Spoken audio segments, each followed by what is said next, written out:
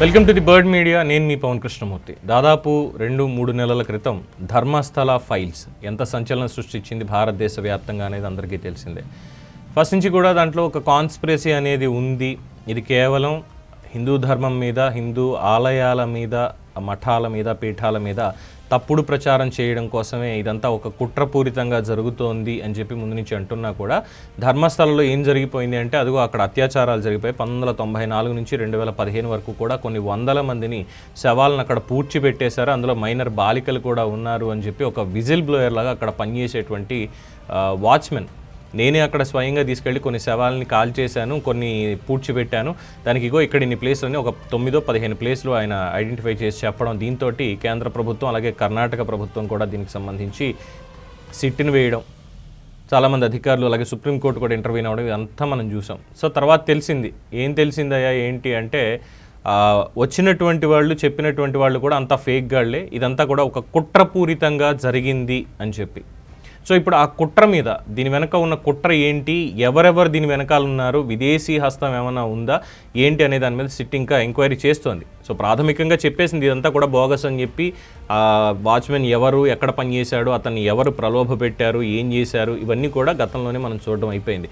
ఇప్పుడు సరికొత్తగా ఇందులో కుట్ర కోణం ఉంది అనే ఆరోపణకి బలంగా ఏంటంటే ఫిర్యాదుదారులు ఎవరైతే ఉన్నారో, ఎవరైతే కార్యకర్తలు ఫలానా చోటిగో ఇలా జరిగిందిట అని చెప్పి ఎఫ్ఐఆర్, వాళ్ళ ఆరోపణల బేస్ చేసుకుని ఎఫ్ఐఆర్ నమోదయ్యిందో ఆ ఎఫ్ఐఆర్ని కొట్టేయండి అని చెప్పి వాళ్ళు సుప్రీంకోర్టుకి కాదు కర్ణాటక హైకోర్టుకి వెళ్ళారు. మేము ఆరోపణలు చేశాము, మేము పిటిషన్లు ఇచ్చాము, దానికి తగ్గట్టుగానే ఎఫ్ఐఆర్ నమోదైంది, ఇప్పుడు ఆ ఎఫ్ఐఆర్ కొట్టేసి అసలు కేసు లేకుండా చూడండి అని చెప్పి కర్ణాటక హైకోర్టుకి వెళ్ళారంటే మరి దీని వెనకాల కుట్రే కదా కనిపిస్తుంది. ఎంత రచ్చ చేసేశారంటే ఇక నోటికొచ్చినట్టు ఇదా మీ సనాతన ధర్మం, ఇదా మీరు మఠాలు పీఠాలు అడ్డం పెట్టుకుని చేసేది. ప్రతి దాంట్లో మంచి చెడు అనేది ఉన్నట్టే ఉంటాయి, అది మనుషుల ప్రవర్తన వల్ల అనేది ఉంటుంది తప్పితే ఏ ధర్మం మంచి చెడు అని చెప్పడానికి ఇంకోటి ఉండదు. అంతా మంచి కావాలంటారు. కానీ ఇక్కడికి వచ్చేసరికి ప్రతి వాళ్ళకి సాఫ్ట్ టార్గెట్ అయిపోయింది హిందూ ధర్మం అనేది.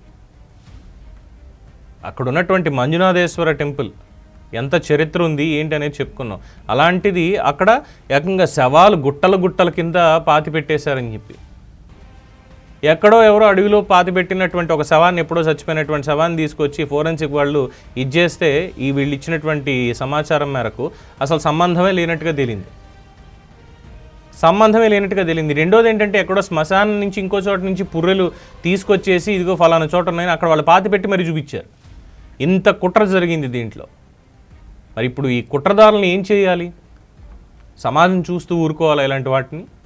దీన్ని అడ్డం పెట్టుకొని చలి కాచుకోవడానికి ఇంక చాలామంది తయారైపోయారు. హేతువాదులని, లేదంటే మానవ హక్కుల సంఘాలని, లేదంటే ఇతర మిగతా వాళ్ళందరూ కూడా ఇంకేముంది, ఇదిగో ఇది వీళ్ళది అని చెప్పి మన మీద బురద జల్లేయడం.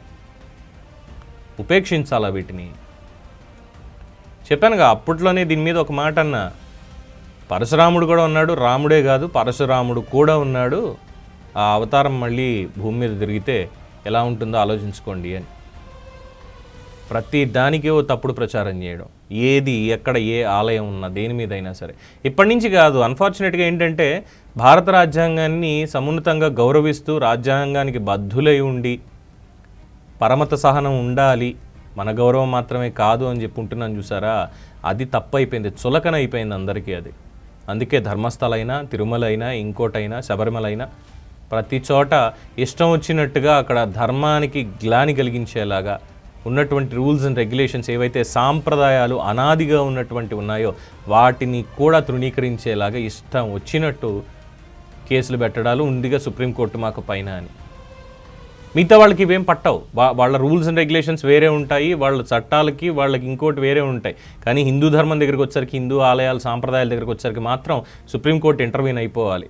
అది ధర్మస్థల అయినా శబరిమల అయినా వాళ్ళు ఇచ్చినటువంటి రూల్స్కి వ్యతిరేకంగా ఎవరు మనం మాట్లాడకూడదు.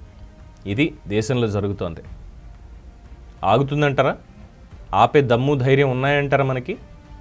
మీ అభిప్రాయాన్ని కామెంట్స్ రూపంలో తెలియజేయండి. చూస్తూనే ఉండండి ది బర్డ్ మీడియా.